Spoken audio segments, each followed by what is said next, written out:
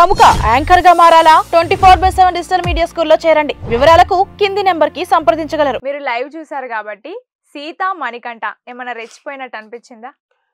ఖచ్చితంగా. ఎందుకంటే మణికంఠ నాకు నామినేషన్ చేసినట్టు లేదు, మోటివేట్ చేసినట్టుగా ఉంది. మీకు చూస్తే అర్థమవుతుంది. చాలా మోటివేషన్ పాయింట్స్ అన్ని చెప్తా ఉన్నాడు. అప్పటికి నిఖిల్ అన్నాడు, నువ్వు నామినేట్ చేస్తున్నట్టు లేదురా, మోటివేట్ చేస్తున్నట్టుంది అన్నాడు. అంటే టేస్టీ తేజ ఇంకో పని చేశాడు అక్కడి నుంచి. అయితే మీరు రియలైజేషన్ అవ్వండి సంథింగ్ ఏదో అన్నాడు. అయితే చాలా పాయింట్స్ లో కొన్ని పాయింట్స్ కరెక్ట్ గానే చెప్పాడు. ఎప్పుడు కూడా మణికంఠ కొద్దిగా అగ్రెసివ్ గా లేదంటే ఏదో లాజిక్ ని వర్కౌట్ చేస్తూ ఏదో చేయాలని చేస్తాడు, కానీ ఈసారి అలాగ అనిపించలా. అలాగే సీత కూడా ఏంటంటే తను ఏదైతే చెప్పాలనుకున్న పాయింట్స్ ఏవైతే ఉన్నాయో, అంటే నువ్వు ఇట్లా ఇట్లా చేస్తున్నావు, నువ్వు ఇది అని ఒక లేబుల్ లాగా మాట్లాడింది నిఖిల్. అది మాట్లాడేసరికి చాలా బాధపడ్డాడు, హట్ అయిపోయాడు. అంటే వాళ్ళిద్దరూ కూడా ఎలా అనిపించింది అంటే టార్గెట్ చేసుకుని హిట్ చేసినట్టే అనిపించింది. అదే మాట ప్రేరణ అంది కూడా తర్వాత, వీళ్ళంతా కూడబలుకుని వచ్చి టార్గెట్ చేస్తున్నారు. అంటే నేను ఓపెన్ గా మాట్లాడితే ఎలా ఉంటుందంటే, ఇప్పుడు నిఖిల్, నబీల్, గౌతమ్ వీళ్ళ ముగ్గురులోనే విన్నింగ్ ఛాన్సెస్ ఉన్నాయి. ఆల్మోస్ట్ ఓటింగ్ చూసిన వాళ్ళందరికి కూడా ఇదే అర్థం అవుతుంది. సో సమ్మోర్ ఎక్కడో పుల్ చేసేయాలి, సమ్మోర్ ఎక్కడో నిఖిల్ విన్ రావడం ఇష్టం లేదు. సో నిఖిల్ గేమే నచ్చలేదు అసలు అనుకునే, ఏమన్నా కూడబలుకుని వచ్చారా లేదు. ఇప్పుడు మనం అనుకున్నాడు కన్నడ తెలుగు ఏమన్నా బ్యారికేడ్స్ కట్టుకుని, లేదు తెలుగు వాళ్ళే గెలవాలి, అయితే నబీల్ గెలవాలి లేదా గౌతమ్ గెలవాలి, ఇట్లా ఏమన్నా ఉందా? ఇలా కూడా ఉంటుంది. నాకు ఒక అభిమాని మెసేజ్ పెట్టాడు. ఆ మెసేజ్ చదవడానికి చాలా సేపు పట్టింది, నాకు 15 నిమిషాలు పట్టింది. 2 పేజీలు రాశాడు, మీకు చూపిస్తా. 2 పేజీలు కామెంట్ ఉంటుంది, కామెంటే అలా చేసాడు ఆయన. సో మెసేజ్ అంటే అదే కామెంటే అలా చేసాడు నా వీడియో కింద. సో దాని లైక్ కూడా కొట్టా. సో ఆయన ఏమంటాడంటే, what ever it Kannada Telugu ఏదైనా కానీ, ఇప్పుడు కన్నడలో మన తెలుగు బిగ్ బాస్ వాళ్ళు ఎవరు ఉండట్లేదు కదా, మరి ఎందుకు ఇలా ఫ్లిప్ అవుతుంది? ఆయన బాధ చాలా జెన్యున్ గా అనిపించింది, ఆయన బాధ. కానీ నేను అనేది ఏంటంటే, ఆల్మోస్ట్ ఒక ప్లాట్ఫామ్ మీద వాళ్ళు వర్క్ చేస్తా పోతున్నారు ఎవరైనా కానీ. లాస్ట్ టైం కూడా కన్నడ వాళ్ళు రాలేదా? శోభా శెట్టి రాలేదా? ప్రియాంక రాలేదా?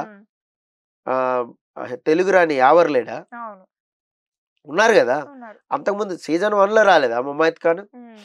ముమైత్ ఖాన్ తెలుగులో చేసిన కొన్ని సినిమాలే కదా. ఆమెకి ఇక్కడ ఆదరణ దొరికింది కాబట్టి జనాలు చూస్తారని ఆమె తెచ్చుకున్నారు. అలా ఉంటుంది. మనకి లాంగ్వేజ్ బ్యారియర్ తో పెట్టుకుంటే ఏది జరగదు. ఇప్పుడు తమిళ్లో మన తెలుగు వాళ్ళు పార్టిసిపేట్ చేశారు. అక్షర, హీరోయిన్ అక్షర అక్కడ తమిళ్ బిగ్ బాస్ కి వెళ్ళింది. ఇలా చాలా మంది తమిళ్ బిగ్ బాస్ కి తెలుగు వాళ్ళు వెళ్ళారు. అక్కడి నుంచి తెలుగు అమ్మాయి బిందు మాధవి కొద్దిగా మీకు తమిళ్ ఇదైనా కూడా ఫ్లేవర్, అంటే తెలుగు అమ్మాయే, తిరుపతి చిత్తూరు అటు సైడ్ అమ్మాయే అయినా కూడా తెలుగు అంతగా రాదు. రాకపోయినా తెలుగు బిగ్ బాస్ కి వచ్చిన టైటిల్ విన్నర్ అయింది. Whatever Bigg Boss show అంటే బిగ్ బాస్ షో అనేది, అది కన్నడ షోనా, తమిళా, మలయాళమా, మీకు రీజనల్ వైజ్ ఉంది కదా సార్ బిగ్ బాస్, అక్కడికి వెళ్ళిపోవచ్చు కదా వీళ్ళు, ఇక్కడే ఎందుకు వచ్చారంటే వీళ్ళకి ఇక్కడ ఫేమ్ ఉంది, ఫేమ్ ఉంది. ఇప్పుడు కృష్ణ ముకుంద మురారి అనే సీరియల్ హిట్ అయింది. హిట్ అయినప్పుడు వాళ్ళిద్దరు క్యారెక్టర్లు, కృష్ణ ముకుంద క్యారెక్టర్లు హిట్ అయినాయి. అందుకని వాళ్ళిద్దరు వచ్చారు షోని. వాళ్ళకి ఉంటది సమ్ ఏదో వాళ్ళతో ఒక కాంట్రాక్ట్ అనుకోండి, అగ్రిమెంట్ అనుకోండి, సంథింగ్ ఉంటుంది. ఆ దృష్టిలో మీకు బిగ్ బాస్ హౌస్ కి ఎంట్రీ ఇస్తారు. సో వాళ్ళ గేమ్ బాగోపోతే మీరు ఎలిమినేట్ చేయండి, గేమ్ బాగుంటే ఎంకరేజ్ చేయండి, సింపుల్ థింగ్. అయితే ఇంకొకటి ఏంటంటే, తెలుగు సీరియల్స్ లో కూడా వీళ్ళు రానివ్వద్దు అనే ఇది ఒకటి వచ్చేస్తుంది ఇప్పుడు. So last time dubbing serials నిలిపివేయాలని పెద్ద ధర్నా చేశారు, గుర్తుందో లేదు కానీ తెలుగు సీరియల్స్ అసోసియేషన్ అందరూ కూడా వాళ్ళందరూ కూడా వెళ్ళారు. సో దాన్ని దిగ్విజయంగా కొన్ని డబ్బింగ్ సీరియల్స్ ని నియంత్రించారు. ఒకప్పుడు డబ్బింగ్ సీరియల్స్ బాగా వచ్చాయి, మీకు చూస్తే నవవధు, చిన్నారి పెళ్లి కూతురు, ఇలాంటి బాగా వచ్చేది.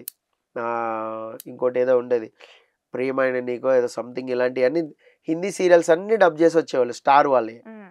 ఇది కూడా స్టార్ వాళ్ళదే కాబట్టి వాళ్ళకి ఖర్చు ఉండదు, పెద్ద తక్కువ ఖర్చుతోనే అయిపోద్ది. అది సీరియల్ అంటే హెవీ బడ్జెట్ పెట్టాలి, మేకింగ్ అంతా ఉంటుంది కాబట్టి వాళ్ళు అలా ఉండేవాళ్ళు. ప్రైమ్ టైంలో ఆ సీరియల్స్ వద్దు, మేము బతకాలి, మా సీరియల్స్ కావాలన్నప్పుడు దాన్ని వాళ్ళు తగ్గించేశారు. ఇప్పుడు చూడండి డబ్బింగ్ సీరియల్స్ అక్కడక్కడ అడపదడప కనబడతాయి, ఏదో నాగకన్య అనో లేదంటే భారతం అనో హనుమాన్ అనో భీష్మ అనో సంథింగ్ కనబడతాయి తప్ప dubbing serial huge making. But చిన్న చిన్న ఫ్యామిలీ డ్రామాలు అయితే కనపడవు. ఎందుకంటే ఆ రీచ్కి తెలుగు మేకింగ్ అనేది ఉండదు. ఎందుకంటే వాళ్ళ బడ్జెట్ వేరు, వాళ్ళ స్టాండర్డ్స్ వేరు, వాళ్ళు వర్క్ చేసే క్రూ వేరు. అవును. వాళ్ళు ఒక సినిమా లాగా చేస్తారు సీరియల్ కూడా. మనోళ్ళు కూడా హై స్టాండర్డ్స్ లోనే చేస్తారు, ఆ రేంజ్కి వెళ్తారు మనోళ్ళు కూడా. అయితే ఇదంతా ఎందుకు చెప్తున్నా అంటే ఈ లాంగ్వేజ్ బ్యారియర్ ఏదైతే ఉంటుందో కన్నడ తెలుగు అనే బ్యారియర్ అది పోవాలి. యాక్చువల్గా అందరూ అన్ని చోట్ల వస్తేనే ముందుకు వెళ్తారు ఏదైనా కూడా. సో అక్కడి నుంచి బాగా వస్తున్నారు, పర్ఫామ్ బాగా చేస్తున్నారు. సీరియల్స్లో వాళ్ళకంటూ ఒక ఐడెంటిటీ ఉంది. ఇప్పుడు నిఖిల్ చూసుకోండి, నిఖిల్కి ఎంతమంది ఫాలోవర్స్ ఉన్నారు. సో బేబచ్చంగా ఉంటారు. తెలుగు సీరియల్స్ చూసే ప్రతి ఒక్కళ్ళు నిఖిల్ ఫ్యాన్స్ ఉంటారు. అంతెందుకు అంతకు ముందు వచ్చిన వాళ్ళు కూడా కన్నడ వాళ్ళలో అమ్మాయి శోభా శెట్టిని విపరీతంగా లైక్ చేసేవారు. మోనిత క్యారెక్టర్ అది సూపర్ హిట్ సీరియల్ కదా. సూపర్ హిట్ సీరియల్ నుంచి బిగ్ బాస్ హౌస్ లోకి వస్తున్నారంటే ఎవరికైనా చూస్తాడు. సో సింపుల్ అది. సో ఇక్కడ ఏంటంటే ఆ బ్యారియర్ ఎప్పుడైతే వచ్చిందో వీళ్ళంతా కూడా house mates, X house mates వెళ్ళి హిట్ చేశారా అని అయితే ఒకటైతే అనిపిస్తుంది. అది ప్రేరణ కూడా అంది, వీళ్ళంతా కూడా బల్కుని ఏమైనా వచ్చి మనల్ని టార్గెట్ చేసి ఉండొచ్చండి. మేబీ వాళ్ళ గేమ్ రాంగ్ అయితే బయట పెట్టేయాలి. ఇప్పుడు మేము గ్రూప్ గా ఆడట్లేదు అన్నారు, మీరు గ్రూప్ గా ఆడుతున్నారు, ఇట్స్ వెరీ క్లియర్, అది బయట పెట్టేయండి. ఫ్లాస్ ఎతుకుతూ మీరు ఇది అని స్టేట్మెంట్లు ఇచ్చారనుకోండి వాళ్ళు ఇంకా స్ట్రాంగ్ అయిపోతారు. ఇందాక మనం అనుకున్నట్టు నిఖిల్ సెన్సిటివ్, నువ్వు ఎమోషనల్కి వాల్యూ ఇలా మాట్లాడితే సోనియా, మరి మీరు చేసింది ఏంటి అక్కడ స్టార్టింగ్ ఉండి? మీరు చేసింది అదే కదా. ఇప్పుడు నేను స్ట్రైట్గా ఒక పాయింట్ చెప్తా. సోనియా, సీత, మణికంఠ, ఈవెన్ ఆదిత్య ఓం అంత లేడేమో కానీ వీళ్ళ ముగ్గురు అయితే సమ్మర్ ఎక్కడో నిఖిల్ కనెక్ట్ అయ్యారుగా. నిఖిల్ కనెక్ట్ అయ్యి నిఖిల్ ఫేవర్తోనే కొంచెం ముందుకెళ్ళారుగా. గేమ్ పరంగా కానీ, టీం పరంగా కానీ, క్లాన్ పరంగా కానీ. క్లాన్ పరంగా వచ్చారుగా, క్లాన్ పరంగా ఆడారు కదా. సీత కూడా నిఖిల్ క్లాన్ లోనే ఉండే ఆ టాస్క్ జరుగుతున్నప్పుడు, మరి క్లాన్ ప్రకారం ఆడారుగా. మరి సపోర్టింగ్ ఆడినట్టే కదా మీరు కూడా అక్కడ.